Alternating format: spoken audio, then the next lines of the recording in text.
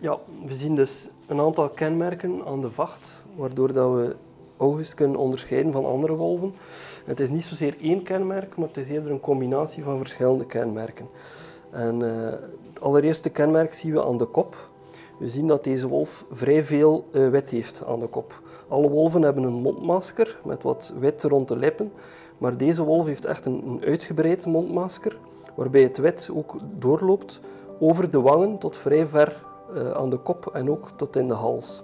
Dus als we dit van ver zien, bijvoorbeeld op een cameraval, dan zien we heel duidelijk dat er heel veel wit aan de kop direct opvalt. En een tweede kenmerk die je mooi kan zien, is een mooi oranje driehoekje van rossig haar, ros gekleurd haar, die doorloopt tot in het mondmasker. Dus aan beide zijden van de wolf zien we zo een driehoekje. De ene zijde is het driehoekje net iets duidelijker zichtbaar dan het andere. Hier zien we ze het best. Dus dat is wat betreft de kenmerken aan de kop. Het tweede kenmerk waar we August aan kunnen herkennen, in combinatie met het eerste kenmerk aan de kop, is de staart. Ten eerste zien we dat hij een heel duidelijke zwarte pluim heeft, een mooi afgescheiden zwarte pluim, wat zeker niet bij alle wolven in de roedel het geval is. En ten tweede zien we dat de staartbasis aan de onderkant zeer wit gekleurd is, waardoor dat als je hem van achter bekijkt, en als je bekijkt op foto's via cameravallen, dan kun je bijna steeds twee witte strepen zien aan de zijkant van de staartbasis. Dat is iets wat heel mooi te zien is op veel cameravalbeelden. Dus die witte flanken aan de zijden van de staartbasis. Dus de combinatie van de staart, de staartpluim, de witte flanken op de zijde van de staartbasis en de kenmerken op de kop maken dat we op basis van de vachtkenmerken zo goed als zeker zijn dat dit August is. We zien ook dat het een adult mannetje is, een zeer zwaar dier, fors gebouwd. Dus zeker geen welp. En als we kijken naar de tanden, en vooral dan de snijtanden, dan zien we ook dat er al behoorlijk wat slijtage is. Dus die lobben, dus je ziet die snijtanden, die zijn gelopt. Dus dat is al behoorlijk afgesleten tot op sommige plaatsen bijna tot tegen die lobben. En daardoor zien we dat het geen jonge wolf meer is, maar een wolf van meerdere jaren oud.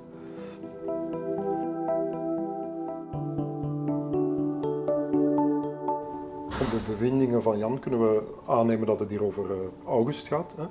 We hebben ook RX-beelden toegestuurd gekregen. We kunnen er misschien vlug even doorlopen en zien we ook dat het inderdaad over een oude wolf gaat. De tanden zijn zeer wit gekleurd. Bij een jonge wolf gaan die minder dens gekleurd zijn. En verder hebben we ook gezien dat er een fractuur is van de ruggengraat. En ook op het bekken, maar dat gaan we op andere foto's net iets beter zien. Hier op de linkerzijde zien we een duidelijke bekkenfractuur. Dus er moet een ernstige impact geweest zijn. Die informatie gaan we meenemen naar de autopsie die we zo dadelijk gaan uitvoeren.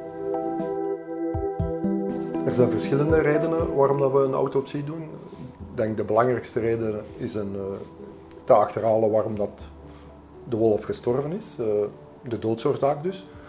Vermoedelijk gaat het hier over een verkeersslachtoffer. August is langs de kant van de weg gevonden.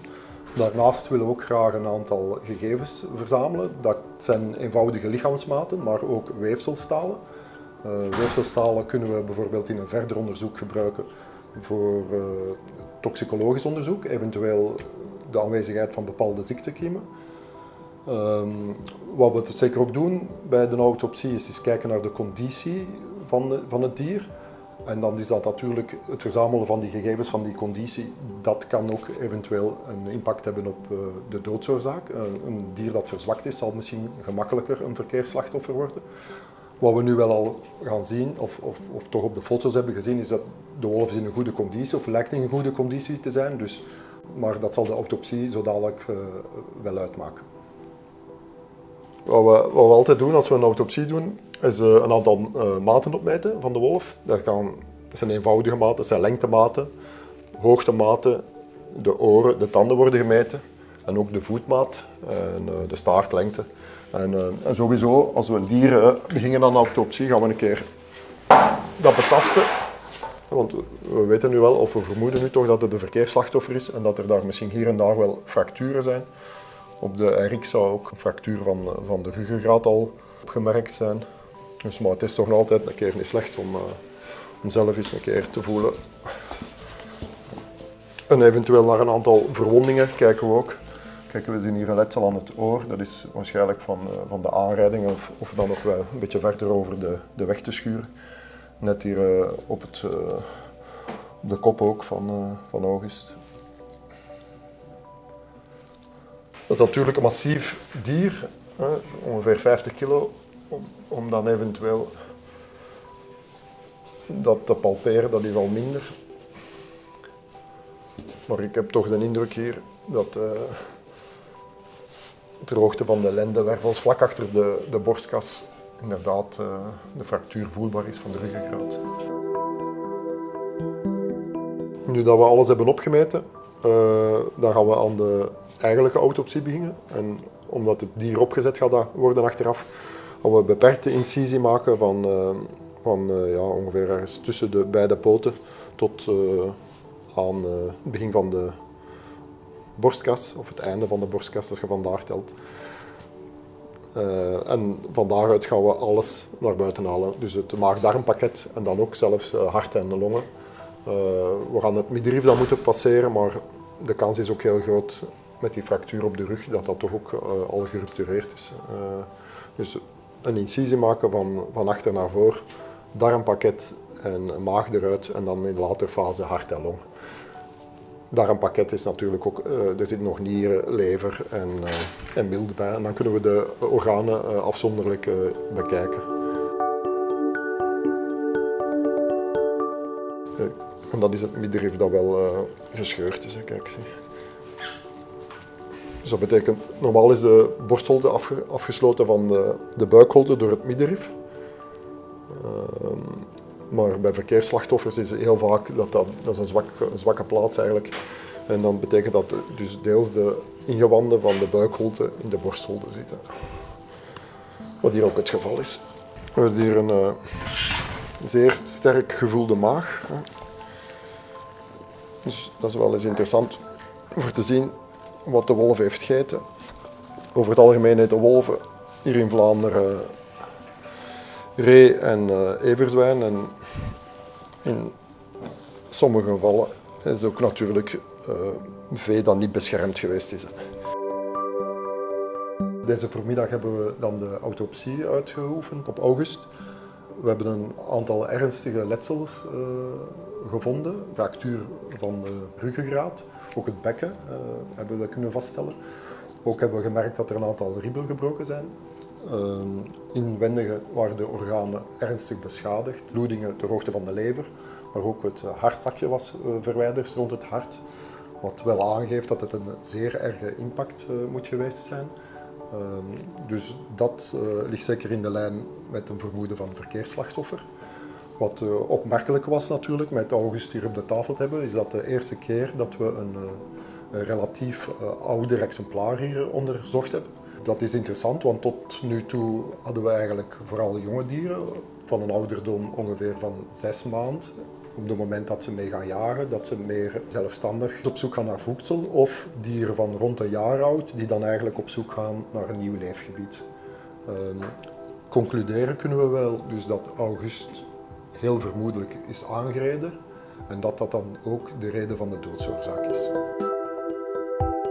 We hebben daarnet de maaginhoud van de wolf bekeken en daaruit valt direct op dat hij een zeer volle maag heeft. Zo'n 5 kilogram puur vlees en vet.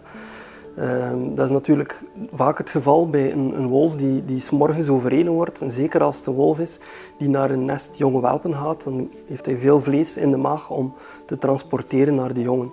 En als we dan wat dieper kijken naar de maaginhoud, dan zien we dat er ook een aantal haartjes te vinden zijn, meer bepaald wol, witte wol, waaruit we dus kunnen afleiden dat deze wolf dus voor het laatst schaap heeft gegeten. En het toeval treft dat we net dezelfde ochtend van het ongeval ook een schademelding hebben gehad. Natuurlijk, zo'n maaginhoud is maar een momentopname. We weten namelijk op basis van een uitgebreide dieetanalyse, op basis van uitwerpselen, dat we in zo'n 15% van alle uitwerpselen vee vinden, maar dat in meer dan 90% van de uitwerpselen vinden we wilde prooien, dus voornamelijk ree en everzwijn. We hebben ondertussen de volledige autopsie afgerond en het sluitstuk van het hele onderzoek zal dan het DNA-onderzoek zijn. We hebben een aantal weefselstaaltjes genomen, dat gaat dan naar het genetisch labo en binnen een aantal weken zullen we resultaat hebben en zullen we ook met zekerheid weten of dit effectief ook wolf August was. Wat er gaat gebeuren met Noëlla en de welpen is natuurlijk een open vraag. Ze gaat uiteraard proberen om de welpen verder op te voeden. En dat zal waarschijnlijk gedeeltelijk lukken, dus ze zal er waarschijnlijk wel in slagen om een aantal jongen groot te brengen. Maar we weten op dit moment dat er minimum 7 jongen zijn. En dat is natuurlijk wel veel voor een wijfje alleen om ze allemaal groot te brengen. Dus vermoedelijk gaan er een deel het niet halen. Het zou natuurlijk ook kunnen dat er snel een nieuw mannetje in het territorium komt. Want wolf August die markeerde zijn territorium op verschillende plaatsen met urine. En zwervende wolven, of de wolf van het naburige territorium net over de grens in Nederland, daar zit al enkele jaren een solitaire wolf. Als die doorheeft dat er geen mannetje meer in het territorium is, dan kan die vrij snel in het territorium komen. En dan hangt het ervan af of Noëlla haar wil aanvaarden als partner. Nu, we kunnen natuurlijk niet voorspellen of dat zal gebeuren en wanneer dat zal gebeuren en welke wolf er zal in de plaats komen. Het kan gerust zijn dat dat nog duurt tot de winter, tot de volgende paarperiode in januari. En dan is het natuurlijk voor dit nest welpen te laat. Maar het zou ook vroeger kunnen gebeuren. En het is dus niet zo dat een mannetje wolf agressief zou staan tegenover de jonge welpen als ze niet de welpen van hem zijn. Zoals je soms ook ziet bij katachtigen. Maar het gebeurt dus effectief vaak dat een wolf jongen aanvaardt die niet van hem zijn. Dus het zijn vrij sociale dieren. Een andere optie is dat er eventueel nog een jaarling terugkeert. Op dit moment weten we dat er waarschijnlijk nog 3 jaarlingen in leven zijn. Eén daarvan is op dit moment bezig met zich te vestigen in de regio Kalmthout. Die zal daar waarschijnlijk blijven. Dat is een wijfje. En dan zijn er nog 2 andere wolven, mannetjes, die waarschijnlijk nog in de buurt zijn. Of althans, in april werd een DNA nog vastgesteld in Nederland, maar niet zo ver van de grens. En het is best mogelijk dat die jaarlingen na een eerste verkennend rondje zwerven terugkeren naar het ouderlijk territorium. Dus dat is iets wat courant gebeurt. Ze vertrekken daarom niet meteen definitief. Dus als een van die jaarlingen nog zou terugkeren, dan zou het ook kunnen dat hij zich alsnog gaat moeien met het grootbrengen van de jongen. Dus dat zijn allemaal opties, mogelijkheden. Maar de toekomst zal het moeten uitwijzen wat er zal gebeuren de komende maanden.